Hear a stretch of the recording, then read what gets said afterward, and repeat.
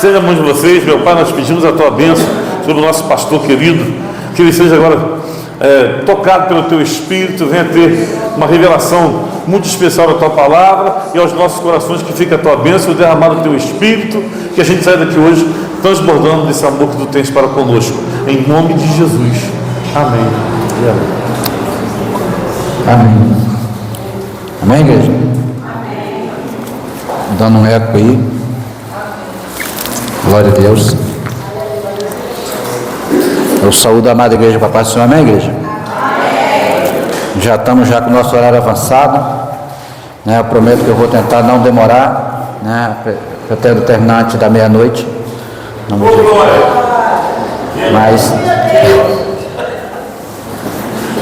Mas vou tentar ser o mais breve possível aqui na palavra. Amém?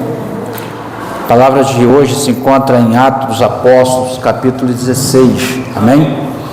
Obrigado. Atos dos Apóstolos, capítulo 16, versículo também 16. Amém? Que diz assim: e aconteceu que, indo-nos a oração, nos saiu ao encontro uma jovem que tinha um espírito de adivinhação, a qual, adivinhando, dava grandes lucros aos seus senhores.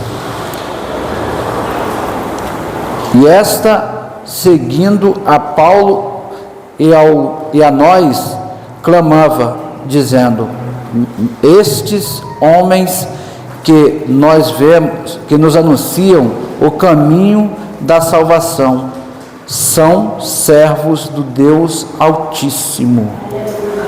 Amém? E a partir daqui eu não vou mais ler, eu vou só estar falando sobre a mensagem. Eu acredito que muitos de vocês já conhecem essa passagem de Paulo e Silas, onde eles são presos em um cárcere. Mas antes de nós irmos para a mensagem, eu quero pedir a você que ainda não é inscrito no nosso canal, que possa estar se inscrevendo, ativando o sininho de notificação e compartilhando o vídeo para o maior número de pessoas.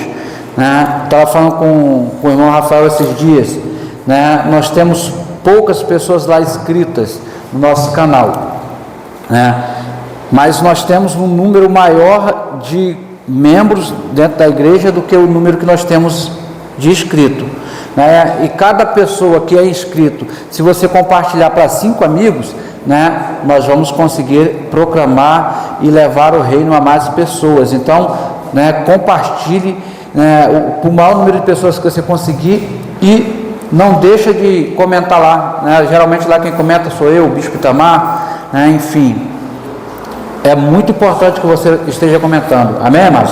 Para quê? Para que o reino de Deus ele possa alcançar outros lugares. Pastor, o senhor está atrás de mídia, a igreja está atrás de mídia? Não, mas é um meio de comunicação que o Senhor nos abençoou para que nós possamos alcançar e evangelizar mais pessoas no nome de Jesus. Por quê, amados? As pessoas escutam e comentam, aquilo vai ficando conhecido ali, e o próprio YouTube vai indicando, porque ele entende que o conteúdo que está sendo comentado e compartilhado, ele é de relevância para o público. Amém, amém, amados? Então, vai lá, não deixa de se inscrever, de compartilhar, no nome de Jesus, amém? E agora, indo para a mensagem dessa noite, eu coloquei essa mensagem aqui como o título dessa mensagem, uma mensagem bem sugestiva, um título diferente, mas eu acredito que tem tudo a ver com as nossas vidas e com as nossas decisões.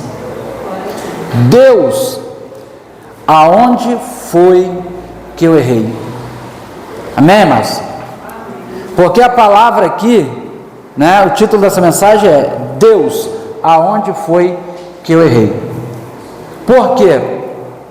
O título dessa mensagem, o contexto dessa mensagem, se você pegar no versículo 15, né, vai falar que Paulo e Silas, eles estavam ministrando para Lídia, né?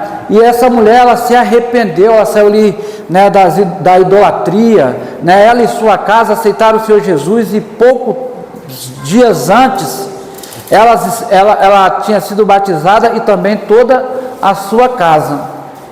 E aí logo em seguida, essa mesma mulher que recebeu o Senhor Jesus, que aceitou Jesus como Salvador, né, se prostrou diante de um Deus vivo e poderoso.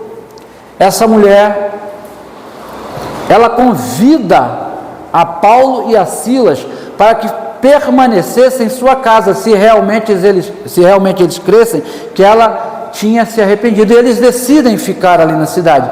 Mas a palavra está nos dizendo, um versículo à frente, que saiu ao encontro de Paulo e Silas uma jovem que tinha um espírito de adivinhação, ou seja, essa jovem era alguém que vivia constantemente endemoniada. A realidade é essa. O espírito imundo, o espírito de adivinhação, era um espírito demoníaco, né, que adivinhava o futuro, dependendo da tradução da sua Bíblia.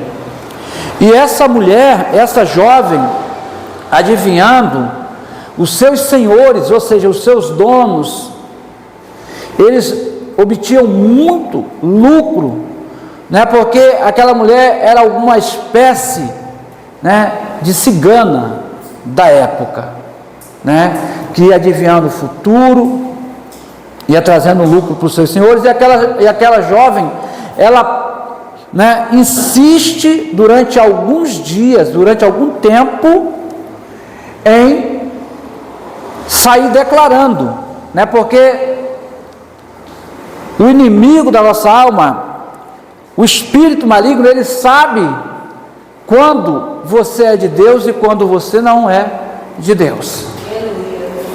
Quando Jesus chega em Gadara, o que é que aquele espírito que estava sobre o gadareno, ele fala: o que viesses ter comigo antes do tempo. Então aquela mulher está dizendo: olha, este homem que está anunciando, que está direcionando o caminho, que caminho é esse? O caminho da salvação. Ou seja, essa mulher, essa jovem, ela está dizendo: olha, esses homens são homens de Deus, são profetas, alguém que tem pregado o Evangelho de Cristo, alguém que tem pregado, né, a palavra genuína, o Evangelho genuíno, né, um Evangelho de arrependimento. Amém, amados? Então, por que esse título? Deus, aonde foi que eu errei? Porque aparentemente, amados, né, o que Paulo fez foi correto, era o certo a se fazer, porque ele foi ungido, como diz lá em Isaías 61, o Espírito do Senhor Jeová está sobre mim, ele me ungiu, para quê? Para pregar a sua palavra e levar a liberdade aos cativos, colocar as mãos sobre os enfermos e eles serem curados, colocar as mãos sobre os endemoniados e eles serem libertos, levar liberdade aos cativos de coração, ou seja, levar o ide do Senhor a toda criatura, levar a liberdade que só pode encontrar-se em Cristo Jesus, através da palavra, através do arrependimento. Então Paulo ordena para que aquele espírito deixasse aquela jovem imediatamente, e a palavra vai dizer que aquela jovem foi liberta, e ela não tinha mais poder algum, para quê? Para adivinhar mais nada. E os seus senhores, vendo que aquela mulher já não tinha mais o espírito de adivinhação, um espírito maligno, uma entidade que estava possuindo aquela jovem, eles levam Paulo e Silas em praça pública, e a palavra vai dizer que uma multidão se ajunta para quê? desceu o couro em Paulo e Silas, e a autoridade da época manda retirá-lo, manda tirar a roupa deles e dá uma coça neles, e depois lançam na prisão. E a ordem para o carcereiro é que os guarde bem. Amém, irmãos? Era para que aqueles homens fossem guardados, em um rigor de segurança máxima, como se fosse alguém, de um nível de perigo extraordinário, como se fosse um traficante, como se fosse um serial killer. Não, mas aqueles homens eram profeta de Deus. E às vezes, meu amado e minha amada, nós estamos como profeta na face da terra, e aí nós caminhamos e tentamos fazer tudo segundo a palavra, e às vezes parece que as coisas acontecem ao contrário daquilo que nós ministramos, ao contrário daquilo que nós apregoamos, e de repente Paulo e Silas repreende, dá uma ordem para que aquele espírito saia daquela mulher, imediatamente aquela mulher é liberta. E aí de repente, Paulo e Silas tomam couro, são julgados pela autoridade romana da época, naquela época. Por quê, amado? Porque estavam pregando o evangelho. E qual era a alegação que eles tinham contra Paulo e Silas? Que eles estavam ensinando doutrinas que não era de costume romano. Amém, irmãos? Então, baseado dentro da lei, eles foram presos, foram lançados no cárcere inferior, ou no cárcere lá no final da cadeia, do pátio, do presídio ali, da cadeia da época, e o carcereiro é ordenado que os guarde com toda a segurança. E então ele amarram os pés de Paulo, as mãos de Paulo e de Silas em um tronco, em um bloco de madeira, para que eles não pudessem fugir. E o que Paulo e Silas fez de errado? Nada mais. Mas se nós formos olhar com os nossos olhos naturais, nós vamos dizer que injustiça. Por que se ele estava simplesmente pregando o Evangelho de Cristo, por que eles precisaram passar por tudo aquilo? E aí a palavra vai dizer que uma certa feita havia um cego de nascença, e aí os seus discípulos perguntavam a Jesus: mestre, quem pecou? Este jovem ou seus pais, para que nascessem cego? E aí Jesus disse: nem o seu pai, nem a sua mãe, e nem ele pecou, mas se fez assim para a glória de Deus. Tem situações, amados, que parece que está errado, parece que nós fizemos algo errado, que atiramos pedra na cruz, que colamos chiclete na cruz. Não, amados, não se desespere, você não fez nada de errado, por pregar e anunciar o Evangelho de Deus, em que você foi chamado para pregar o reino de Deus. E a sensação é que nós temos que fizemos algo de errado, porque às vezes as coisas não acontecem, porque às vezes as coisas não saem da maneira que nós queríamos que saísse. Mas não tenha pressa, não tenha desânimo, não se turbe o vosso coração por conta dessas situações. Então somente descanse, espere em Deus, porque tem situações que se dá desta forma. Para quê? Para que o nome do Senhor seja ainda mais glorificado sobre as nossas vidas e sobre os nossos corações. Para que quando as pessoas que observam o cenário, que aparentemente está errado, que está a caminho, está na contramão daquilo que nós idealizamos, E as pessoas não conseguem compreender, porque a palavra vai dizer que para os homens, para os entendidos, para os sábios, para os doutores desta terra, as coisas de Deus parecem loucura, parece não ter sentido, parece não ter nexo, porque Deus é assim, meu amado e minha amada. Deus faz dessa forma, e Ele não precisa da minha autorização e nem da tua autorização, para que Ele possa fazer cumprir-se o propósito dEle sobre as nossas vidas e sobre os nossos corações. Mas a sensação é que nós fizemos algo de errado, e muitas vezes, quando estamos dentro da prova, quando estamos dentro da caverna de Adulão, quando todos nos abandonam, né? Quando todos que diziam que estariam conosco, por um momento se afastam de nós, nós dizemos: Senhor, o que está acontecendo? O que eu fiz de errado? Aonde foi que eu errei? Senhor, me mostra, para que eu possa voltar aonde eu caí e recomeçar a minha caminhada.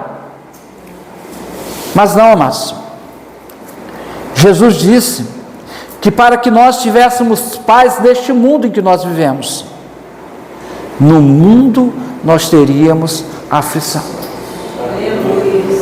né? E aí o que a gente faz com o momento da aflição, com o momento da dor, com o momento do luto, com o momento da parte humana, que quer gritar, que quer se descabelar, que quer arrancar, né? Fazer como Davi, rasgar as vestes, né? Botar roupa de saco. Meu amado, calma,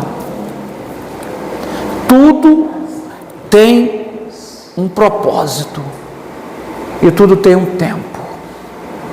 Há um tempo de plantar, há um tempo de arrancar, há um tempo de chorar, há um tempo de sorrir, há um momento de se alegrar. Amém? E esse momento aqui que Paulo e Silas estavam passando, aparentemente era um tempo de chorar, aparentemente era um tempo de renunciar, era um tempo de dizer: Senhor, porque eu estou pregando o Teu Evangelho e estou passando por essa situação, não é o que eu fiz de errado. Não, mas Paulo e Silas entenderam que havia um propósito, que eles não estavam ali de bobeira, que eles não estavam ali por acaso, pelo contrário, eles estavam ali para que o propósito e a vontade de Deus se cumprisse na vida deles. Não, meu amado, na vida daqueles que estavam presos, na vida daqueles que não conheciam ainda a Jesus, que não conheciam ainda o poder do Jesus, ou do Deus que Paulo e Silas estavam pregando. E não é somente o poder de cura, não, amados, não é só o poder da transformação de água em vinho, não é somente o poder da multiplicação de pães e peixes, não, amados, mas o poder de salvação. Por quê, amados? Você pode estar numa casa lá em Miami, mas se você não tem a salvação, do que te adianta? Né? Se você não tem o Deus vivo e poderoso, se você não se arrependeu, se você não entregou a tua vida, do que adianta? É melhor você estar no ribeiro de Queribe, sendo alimentado pelo corvo, né? Mas estar na dependência de Deus. A terra estava em uma grande crise, né? Estava sofrendo uma grande seca, mas a palavra vai dizer que o profeta, todos os dias, ele era alimentado. E os irmãos me perdoem se a pronúncia sair errada. E quem ia alimentar o profeta? O urubu. É urubu? Corvo. né? Então, meu amado, todos os dias Deus pegava uma árvore do céu, uma ave do céu e mandava alimentar o profeta. Sabe por quê? O Senhor vai dizer: se nem Salomão, em toda a sua glória, em toda a sua polpa, se vestia tão bem quanto o lírio do campo. E se o Senhor faz isso pelo lírio do campo, que hoje está bonito, está belo, e amanhã seca, o que mais não fará por cada um de nós? Então, meu amado e minha amada, mas precisamos entender, né, que eu e você precisamos parar de perguntar: Deus, o que está de errado? Aonde eu preciso acertar? Não, não. Deus, aonde tu queres me levar? A que patamar? A que degrau o Senhor quer que eu venha gabaritar? O que o Senhor quer que eu venha aprender com essa experiência que eu estou vivendo hoje? Né? Sabe por quê, amados? Se é eu e você, de repente, que estamos ali no lugar de Paulo e Silas, talvez eu e você poderia dizermos: eu não vou querer mais saber de pregar o Evangelho, porque esse negócio é complicado. Você faz o bem e de bônus você ganha um lugarzinho em uma cela, né, em um presídio. Leva um couro, mandam tirar a tua roupa e te dão um couro de vara. Que negócio é esse? Essa matemática não fecha. Esse negócio tem alguma coisa errada, né? Mas com Deus é assim. Sabe por quê? A todo momento Deus está nos provando. A todo momento Deus está nos preparando. Porque tudo aquilo que nós vivemos até hoje com o Senhor ainda é pequeno e ainda é pouco demais diante da onde Deus quer nos levar. Ainda é pequeno diante da grandeza daquilo que Deus tem para as nossas vidas. O que Deus quer fazer sobre a minha vida e sobre a tua vida? Sei. Mas o que nós vivemos até hoje é pequeno demais. Aquilo que nós vivenciamos durante, né, no meu caso, o pastor Marcelo, o bispo Tamar já tem mais tempo, né, também, coitado, já tem uma certa idade, já um senhor, né, mas, né, já tem quase 40, 50 anos de evangelho. Eu, pastor Marcelo, somos adolescente, né, temos aí 16 aninhos de evangelho, caminhando um pouquinho mais, né? Mas nós já vivemos muitas experiências com o Senhor, boas e ruins, né? Experiências que nós pensávamos que ia ser a nossa destruição, que ia ser o nosso fim, mas o Senhor, ao final de tudo, Ele nos resgata, nos estende as suas mãos e nos coloca de pé e fala: filho, eu sou contigo, né? Eu te sustento, eu te conduzo. E você não te coloquei aqui para você ficar prostrado, mas eu te botei aqui para que você pudesse experimentar, e agora você vai dar um passo maior. Agora eu vou te levar a lugares diferentes, porque por aqui você já passou. Agora eu preciso que você passe lá. É lá na frente. Amém, amados? Então, né, Paulo e Silas, eles poderiam murmurar, eles podiam reclamar, falar: caraca, que falta de sorte, mano, que treta que nós se metemos, né? O bagulho é doido. Por quê? Nós acabamos de ministrar o evangelho lá, se demos bem, a família se arrependeu, arrebentamos com tudo, e agora estamos nós aqui nessa cadeia arrebentado, né, com o espinhaço todo vermelho, né, da coça que nós tomamos de vara. Para esse negócio a gente precisa repensar se é isso que nós queremos para a nossa vida. Uma hora não arrebenta, outra não arrebentado, né? Não, amados. Mas a palavra vai dizer lá no versículo 25, se eu não me engano, que perto da meia-noite Paulo e Silas, eles começam a sentir algo diferente. Eles começam a se sentir incomodados com aquela situação. Eles começam a receber um fogo, uma visitação, né, uma glória, né? Eles começam a sentir que a atmosfera dentro daquele pavilhão estava diferente. Amém. Havia algo, né, que não estava legal, né? Por quê, amados? O Espírito Santo de Deus começava a encher aquele lugar. O Espírito Santo de Deus começava a inundar aquele lugar, e como o barulho de muitas águas, eles já ouviam a voz de Deus.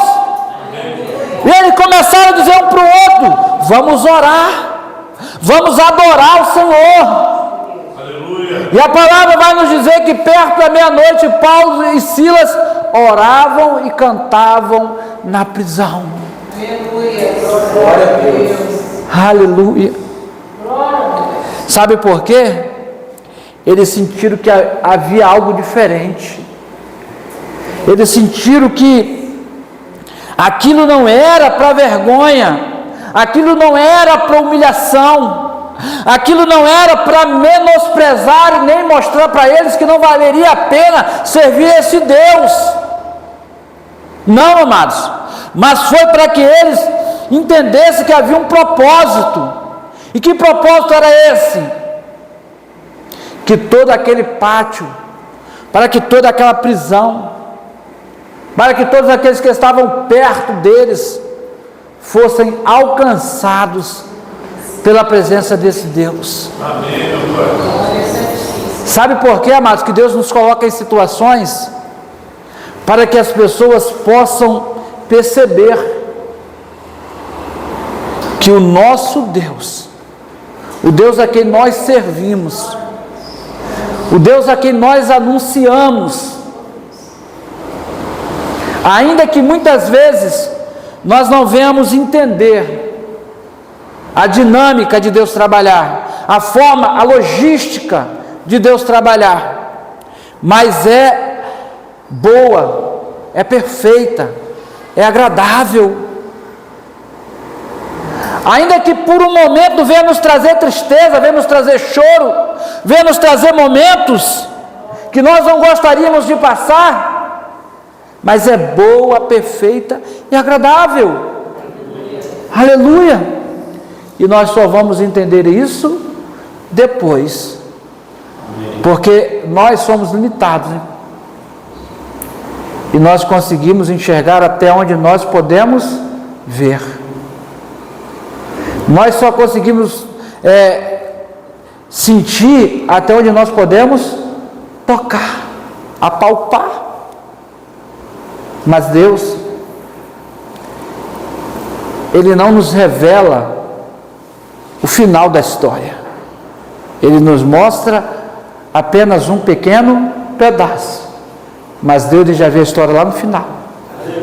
Deus, quando vê o milagre, Ele já vê o milagre pronto. Amém, amados? E nós, como seres humanos limitados que somos, enxergamos só um pix da história. Mas Deus, Ele vê a história num contexto de um todo. Ele já sabe quando nós vamos reclamar. Ele já sabe quando nós vamos nos entristecer. E Ele diz: filho, eu sou contigo. Filho, eu sou contigo. Descansa. O segredo é confiar. O segredo é acreditar. Tem um louvor, que tem uma parte que minha esposa não gosta que eu cante, mas que diz que antes de você andar de avião, você vai ter que passar no vale, Antes de você desfrutar de tudo, você vai ter que passar algumas provas, você vai ter que passar alguns momentos. Sabe por quê, amado? É momentos de preparação. Aleluia. E aí, perto da meia-noite, Paulo e Silas começam a adorar o Senhor. Eles começam a louvar ao Senhor e dizer: Senhor, Tu és maravilhoso. Obrigado, Senhor, porque eu sei que Tu tens um propósito. Obrigado, Senhor, porque eu sei que Tu vais fazer algo diferente, porque eu já sinto nas regiões celestiais um grande mover. Eu já sinto algo diferente. Eu já estou começando a sentir meus ossos pegarem fogo. Eu já estou começando a sentir a minha alma arrepiar. Glória a Deus. Aleluia. Eu já estou sentindo cheiro de terra abalada. Senhor, tem misericórdia, quebra tudo, mas mantenha a estrutura de pé, porque quando Jesus chega é forte, amado. Abala as estruturas, né? Mas mesmo com as estruturas abaladas, Deus nos faz permanecer de pé. Glória a Deus. E aí a palavra vai dizer que de repente um grande terremoto, ou seja, Deus estava sacudindo a terra naquele momento. Sabe por quê, amados? Paulo e Silas não ficaram reclamando. Paulo e Silas não ficaram botando culpa um no outro. Ah, mas é porque é a sua forma de ver, é a tua perspectiva de visão. Não, amados, nós fizemos o que é certo. Nós fizemos aquilo que é correto aos olhos de Deus. Eles podem até não ter gostado, eles podem até não ter concordado, mas aquilo que nós fomos chamados para fazer, nós fizemos. Aquilo que nós fomos chamados para proclamar, nós proclamamos. Aquilo que nós fomos chamados para libertar, nós libertamos. Aquilo que nós fomos chamados para expulsar, nós expulsamos. Aquilo que nós fomos chamados para fazer, nós estamos fazendo. Então para de reclamar, meu filho. Vai me adorando, vem me exaltando, vem glorificando, vem enaltecendo o reino de Deus. E enquanto você vai adorando ao Senhor, Senhor, obrigado. Pai, Tu és maravilhoso. Eu sei que nesse momento eu estou passando por uma grande dificuldade, mas eu sei que o Senhor conduz os meus pés para um grande milagre. Eu sei, Senhor, que Tu conduz a minha vida para uma terra prometida, a um local de glória, a um local de honra, de triunfo. Eu sei que Tu vai me conduzir, Senhor, para um local de destaque. Porque, Senhor, eu sou luz. E eu não posso ficar oculto, eu não posso ficar escondido, eu não posso ser colocado debaixo de uma cama. Não, Senhor, porque eu nasci para dar certo, eu nasci para ser bênção, eu nasci para ser um instrumento. Por isso a luta vai vir, a prova vai vir, vai, amados. Mas o que eu louvo a esse Deus, que a prova vem, as lutas vêm, as perseguições, não é verdade? Mas juntamente com isso, vem a honra, vem a glória de Deus, vem o poder de Deus. Amém. Aleluia. Né, já estou encerrando. Amém? Né, a palavra vai dizer que os amigos de Jó ficaram com Jó ali durante alguns dias, e eles não falavam nada, porque grande era o sofrimento de Jó. Mas enquanto Jó estava passando no sofrimento, Jó estava glorificando a Deus, dizendo: obrigado, Senhor. Obrigado, Deus, porque antes eu só te conhecia de ouvir falar, mas agora nós somos assim, ó. Somos fechamento. Agora, Senhor, nós caminhamos lado a lado. Agora os meus olhos te veem. Agora as experiências que eu vou contar não é experiência de pessoas que viveram. Agora é a experiência que eu vivi com o Senhor. Obrigado, Senhor, Senhor, porque através da dor, através do sofrimento, o Senhor me fez marcas. O Senhor me ajudou a construir uma história contigo. Aquelas marcas nas costas de Paulo e de Silas, né?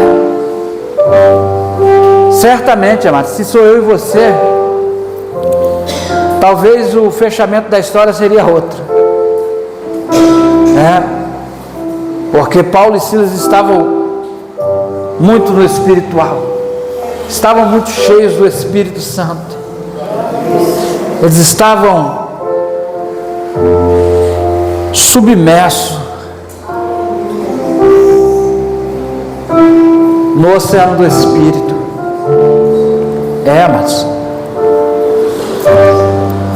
Mas eles disseram: essas marcas são para que nós venhamos carregar em nós a marca de Cristo tatuada em nossos corpos, para que nós possamos testemunhar em locais que nós não vamos poder abrir as nossas bocas para falar do Evangelho, mas nós vamos pregar com as marcas que carregamos, nós vamos pregar com as cicatrizes, com as histórias de vidas com o Senhor. Aleluia. Então, meu amado e minha amada, em vez de você ficar reclamando, né, diga: Senhor, eu sei que eu não fiz nada de errado. Assim como Paulo e Silas não fizeram simplesmente pregar o teu Evangelho, estavam chamando um povo ao arrependimento, para largar as velhas práticas, para largar o velho eu, a velha criatura. E eles foram lançados naquele cárcere, apanharam, foram julgados, foram chicoteados, mas mesmo assim eles não puderam parar de te adorar, porque o que eles sabiam fazer de melhor é adorar o Senhor. Amém? Vamos nos colocar de pé no nome de Jesus. Oh, Espírito de Deus, aonde foi que eu errei? Aonde foi que você errou? Você não errou, porque você nasceu para dar certo, porque você não é um projeto falido, porque a tua casa e a tua família não é uma instituição falida. Aleluia. Você não errou, porque Deus te fez a sua imagem e a sua semelhança.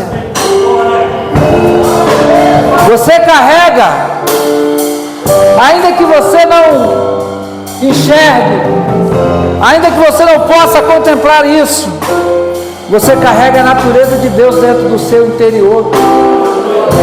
Você carrega as características de Jesus. Você carrega as características de Deus, porque o Senhor fez o homem à sua imagem e semelhança.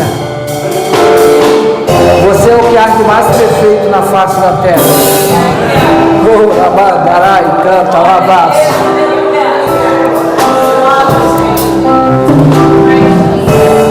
Enquanto o ministério louva, fala com ele nesta noite. Peça o auxílio do Espírito Santo.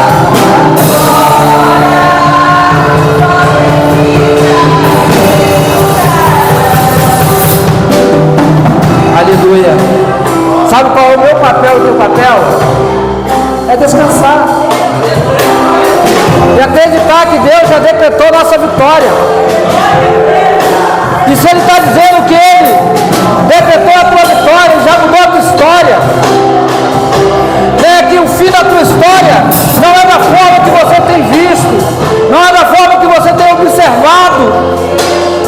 Confia, descansa, porque é Ele quem dá a vida, é Ele quem tira. E muitas vezes nós olhamos para o quadro,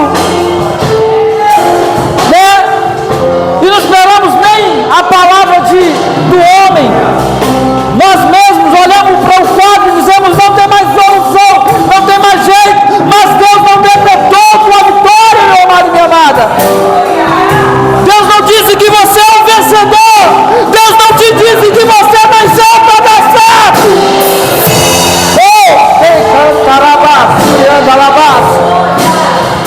Deus já determinou sua vitória. Qual é a prisão que tem te prendido? Qual é o cárcere que você tem se encontrado? Qual é o momento da tua história aonde que você ficou preso? Aonde que você foi paralisado? Não olhe as circunstâncias em volta. Não olhe para o momento. Não olhe para as perseguições. Porque quando nós olhamos para as circunstâncias, quando nós olhamos para as perseguições, para o que estão falando de nós, para as pessoas que estão nos perseguindo, nós somos impedidos de vermos a glória de Deus. Nós somos impedidos de contemplarmos o milagre.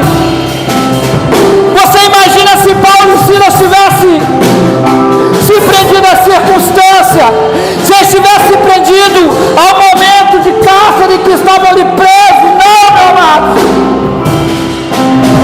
Eles disseram: o meu Deus é maior, por isso eu não vou parar, por isso eu não vou me calar, eu não vou me render, eu não vou me prostrar à situação. Pelo contrário, eu vou adorar esse Deus, eu vou glorificar o nome deste Deus.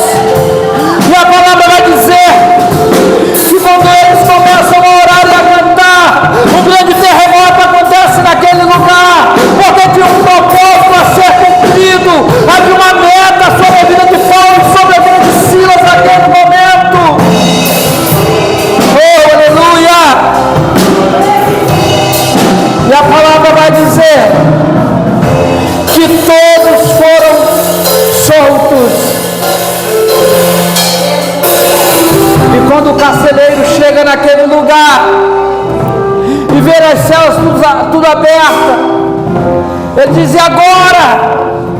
Pega a espada para dar fim na sua própria vida, porque tinha sido recomendado que eles fossem guardados com toda a segurança máxima.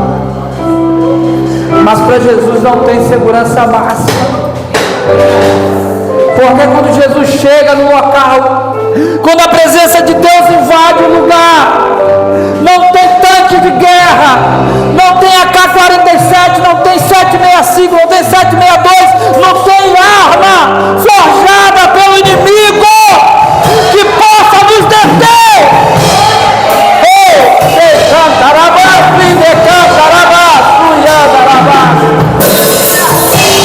Porque você nasceu para ser livre, você nasceu para ser liberto. Oh, aleluia! Você não nasceu para ser preso, você não nasceu para viver numa gaiola, você não nasceu para viver preso nas suas emoções, você não nasceu para ser preso nas suas percepções, você nasceu para ser livre, você nasceu para ver através dos olhos de Deus. E eu já encerro a mensagem aqui. Sabe o que fez a diferença na vida de Davi? Quando ele depara com aquele gigante, é porque a perspectiva de Davi é diferente. A forma de Davi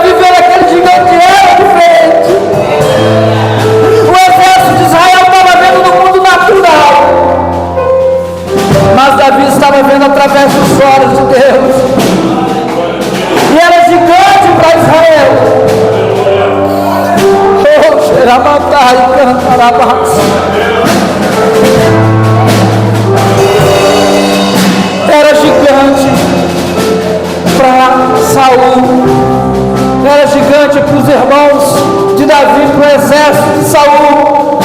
Aquele filisteu era gigante, mas para Deus era como um gafanhoto. E Davi viu aquele gigante como um gafanhoto. Davi viu aquele gigante como alguém normal. Aleluia. O que nós precisamos ver é com os olhos de Deus, com os olhos da fé. Porque quando nós olhamos com os olhos da fé, aquilo que parecia ser muito grande, aquilo que parecia ser muito difícil, quando nós olhamos com os olhos da fé, nós entendemos que é só uma questão de tempo. Aleluia. Pai, abençoa a tua igreja, abençoa o teu povo. Toma cada um em tuas santas e poderosas mãos, cobre com o teu poder, cobre com a tua unção, derrama a tua graça, derrama do teu óleo, enche a tua noiva com a unção que havia sobre Paulo e Silas naquele momento. Senhor, Paulo e Silas naquele momento exalavam o bom perfume de Cristo. Por isso, Paulo e Silas pôde dizer para aquele carcereiro: crê em Cristo e será salvo tu e a tua casa. Aleluia. Crê em Cristo e viverás coisas extraordinárias, coisas maravilhosas.